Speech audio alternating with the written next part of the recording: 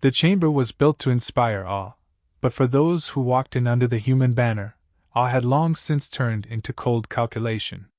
Every pillar was carved from stone dragged from worlds that had burned before Earth had even discovered fire, every seat occupied by species who measured time in eons.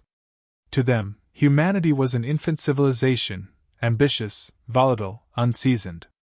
That perception had once worked in Earth's favor, but the tone had shifted.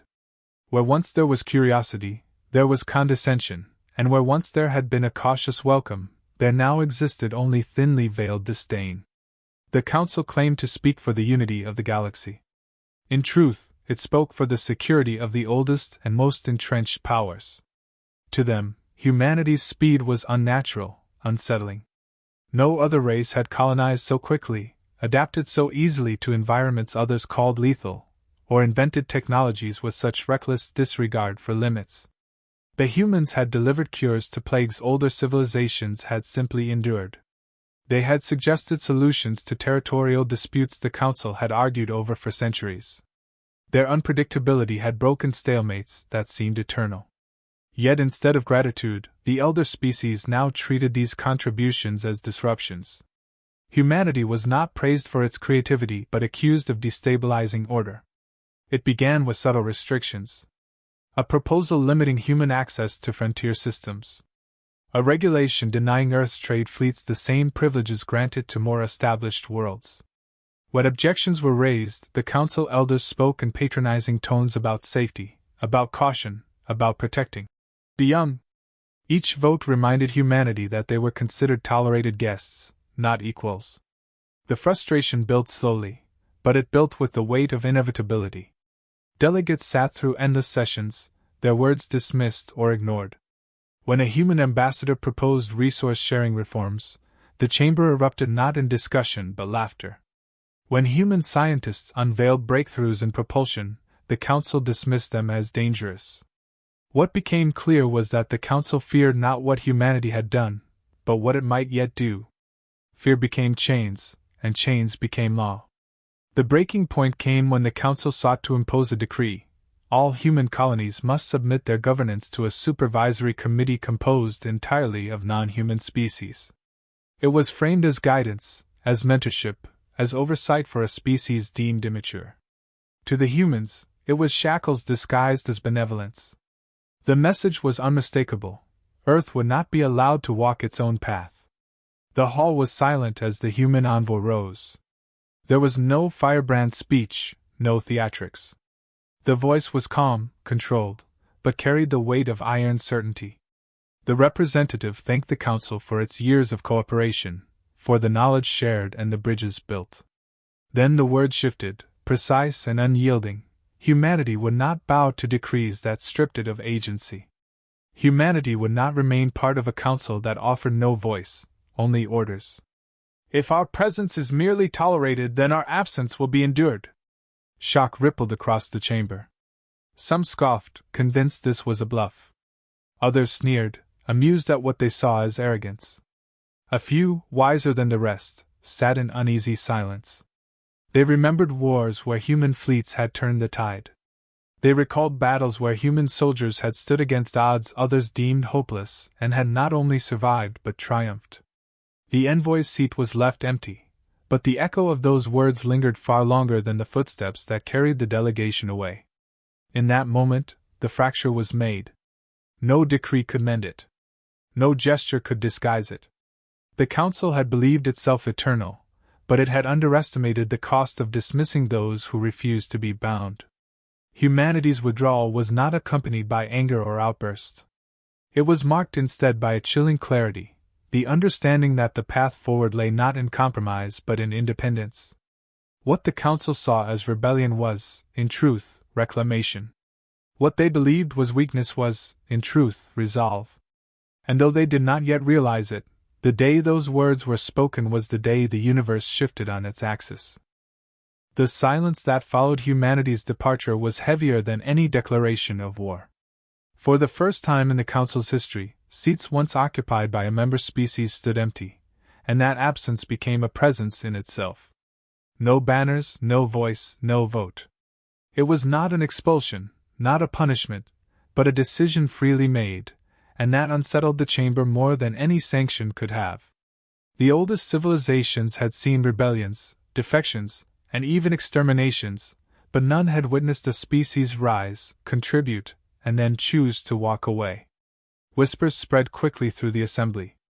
Some species mocked what they called a dramatic gesture. They argued that humans lacked the resources to stand alone, that without the Council's infrastructure and protection Earth would be swallowed by stronger powers or wither from isolation. These voices dripped with amusement, as though a child had run away from home only to return humbled and begging.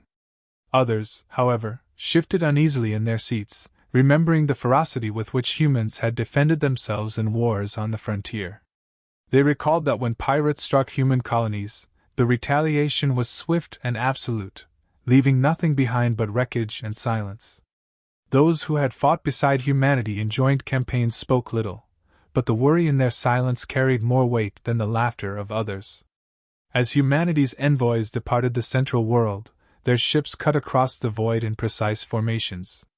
There was no retreat, no chaos, only the unmistakable discipline of a species moving with unity of purpose. Networks once tied to council channels were severed overnight. Human embassies closed their doors. Information streams, once freely shared, suddenly stopped. To outsiders it looked like withdrawal, but to careful observers it resembled consolidation. Every move suggested calculation rather than desperation. Within council chambers, debates ignited with venomous intensity.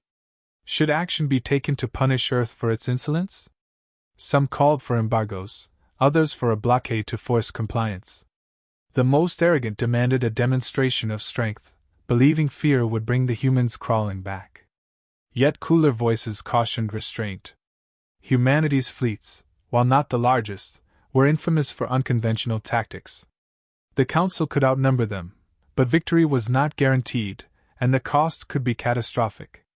The Council had been formed to prevent such wars, and the irony of igniting one over pride was not lost on the more pragmatic delegates. Still, the departure stung. For species that measured stability by centuries of unbroken protocol, humanity's defection was more than an insult, it was a crack in the foundation of their authority. If humans could walk away, who else might follow? What precedent had been set? The chamber, once a display of unity, now felt fragile, as if the very walls had learned to doubt themselves. Far beyond the great hall, on distant worlds, ordinary beings whispered about the human's choice. Some scoffed, sure that Earth would fall. Others wondered if perhaps the humans had seen something the rest had ignored. Merchants grumbled that trade routes would be disrupted. Soldiers muttered about fighting without the reckless courage humans always seemed to bring to battle. Scientists lamented the loss of minds that approached problems with maddening but effective originality. Whether admired or despised, humans had left a void larger than their numbers should have allowed. The Council tried to dismiss it, crafting speeches about resilience, unity, and the insignificance of one species in the vast tapestry of the stars. But no proclamation could erase the image of empty seats, no decree could silence the echo of the words spoken when Earth declared its independence. The confidence that had once filled the chamber was dimmed by an unspoken truth, that something essential had been lost, and that the consequences of that loss were only beginning to unfold. The first signs of change appeared in ways the Council could not dismiss. Routine debates that once ended in compromise now dissolved into bickering. Humanity had often been the disruptive voice, but it had also been the voice that broke stalemates, cutting through centuries of stagnant disputes with solutions no other species would have dared to propose.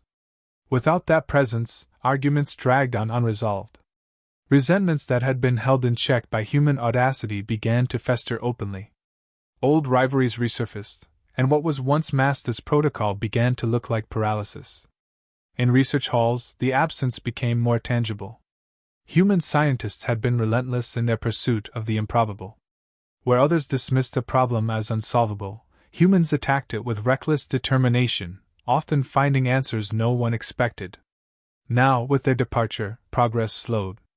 Technologies under joint development stalled as human contributions vanished. Entire projects, once vibrant, faltered because they had relied on human ingenuity to move forward. Other species attempted to continue the work, but their methods lacked the daring shortcuts and unconventional logic that had defined human research. What remained was orderly, but stagnant. Military commands felt the absence more keenly. On the frontier, where pirate bands and hostile raiders tested council defenses, fleets struggled. Humans had never been the most numerous in these patrols, yet their influence had been decisive. Their unpredictability had balanced the rigid doctrines of elder species, and their willingness to risk everything had often turned looming defeats into unlikely victories. Without them, engagements became costly, predictable affairs. Enemies quickly adapted, sensing the void in the Council's strategy. Losses mounted, not catastrophic but noticeable, and whispers of doubt spread among soldiers who had once fought alongside human allies. Among smaller species, the ripple was sharper. Many had looked to humans as proof that the Council could be challenged, that even a younger civilization could hold its own among giants. The Council's rigid hierarchy had always been suffocating, and humanity's defiance had been a spark of hope. Now that spark had left the chamber entirely. For some, it was demoralizing, a sign that resistance was futile. For others, it was a call to reconsider their place. If humans could survive outside the Council, perhaps they could as well. The thought was dangerous, and though few spoke it aloud, it lingered like smoke after fire. In private meetings, Council leaders downplayed the issue, but intelligence reports told a different story. Networks once freely accessible now carried encrypted traffic across human-controlled space. Fleets that had once operated under joint banners now moved independently, expanding patrols into regions long ignored. Colonies dismissed as too hostile were being transformed into thriving outposts under human governance. The Council dismissed these as overreaches, but the pattern was undeniable. Humanity was not withdrawing to weakness but reorganizing toward strength. Alien merchants felt the strain as well. Humans had been notorious bargainers, often bending trade networks into unexpected shapes, finding profit where others saw none. With their departure, markets shifted. Trade slowed, routes grew less efficient, and profits dipped.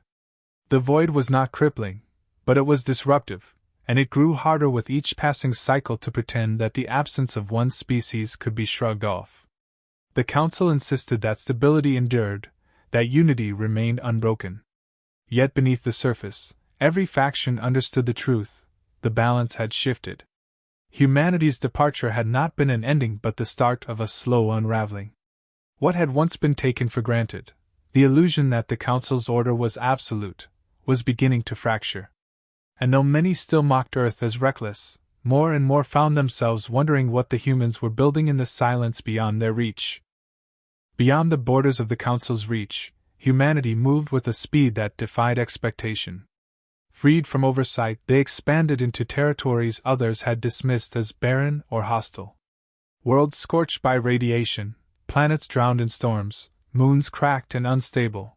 Where the Council had seen only danger, humans saw possibility.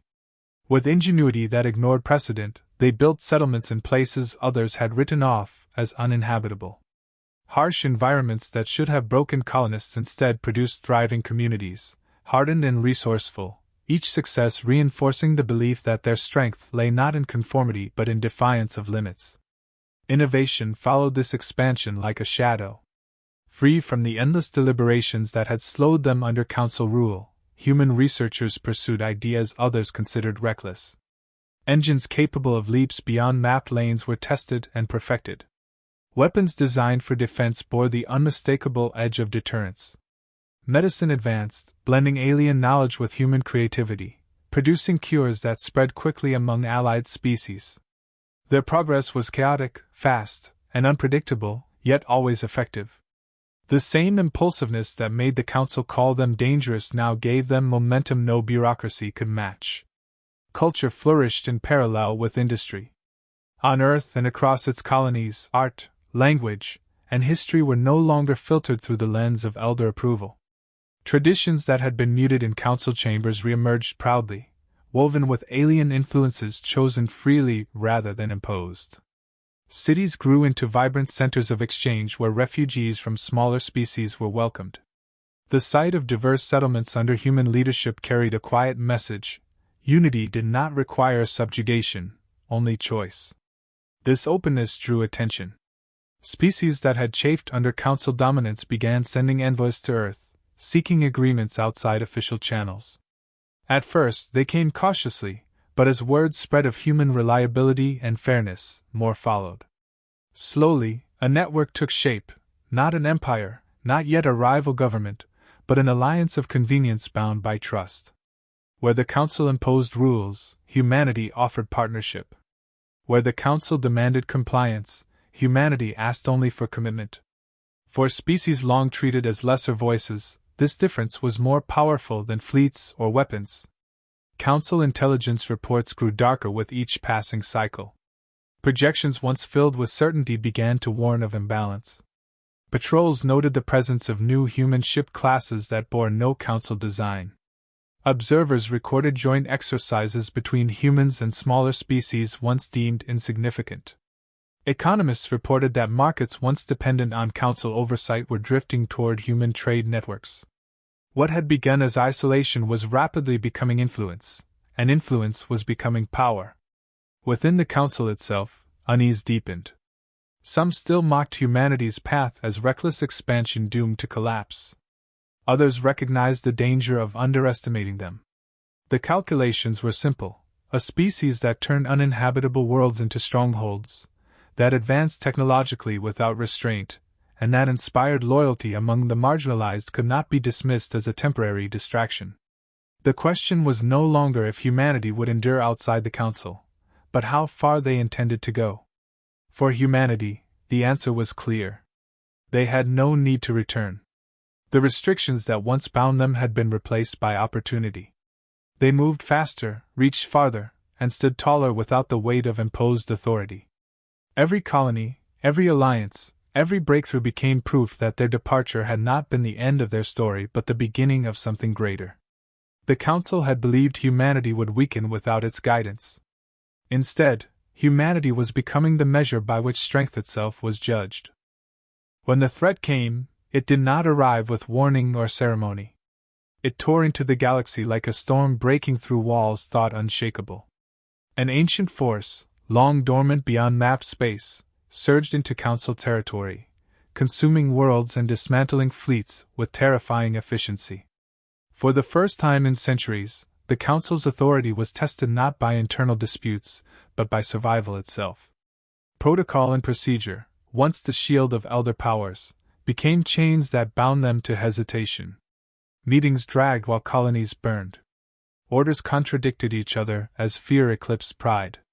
Their unity, already brittle, shattered under pressure. The enemy did not negotiate. It did not respect borders or acknowledge the weight of history. It advanced without pause, ignoring the Council's size and dismissing its fleets as obstacles to be crushed. Systems long considered secure fell in weeks. Refugees poured across trade routes, begging for protection, yet found only confusion and delay. For the first time, whispers spread openly: the Council might not endure. In desperation, emissaries sought out humanity. They arrived cloaked in pride, still unwilling to admit dependence, but their message was clear: aid was needed. Without human unpredictability, without human daring, they could not adapt to an enemy that defied their rigid doctrines. Some delegates begged quietly, others demanded with arrogance, but all carried the same unspoken truth: the Council was failing. Humanity listened without haste.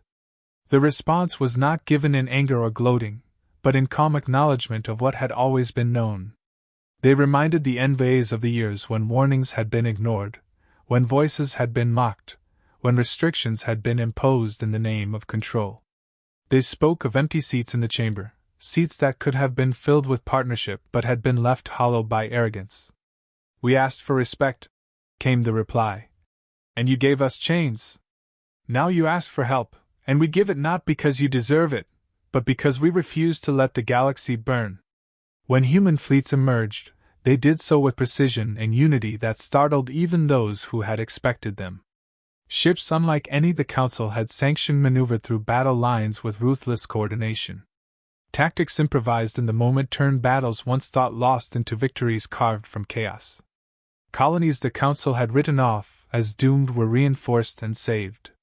Where others faltered, humans adapted. Where others retreated, humans advanced. The war shifted, not instantly, but steadily, until the unstoppable force met an immovable will and began to break against it. The realization spread faster than the enemy could advance. The Council had not protected humanity. Humanity had chosen to protect the galaxy. The irony was bitter and undeniable. Species that had mocked Earth now fought under its banners. Soldiers who had once doubted their allies now whispered that survival itself was tied to human leadership. For every world reclaimed, for every fleet held together by human strategy, the truth became clearer. The Council had never been the center of order. It had only believed itself to be. The true measure of resilience had left its halls the day humanity walked away. When the enemy was finally broken, silence returned to the stars, but it was not the same silence that had existed before. The galaxy now looked upon Earth not as a reckless newcomer, not as a disruptive voice, but as the fulcrum upon which survival had turned. The Council attempted to resume its old rhythms, but the chamber's emptiness mocked them still. Authority had shifted, irreversibly, not through conquest but through proof. Humanity had shown that its strength did not depend on approval, and its resolve did not bow to decrees. The story would be told for generations. The day humans departed was not the day they weakened, but the day the universe discovered that it could no longer stand without them. It was the day respect was no longer demanded but commanded, not by words but by action.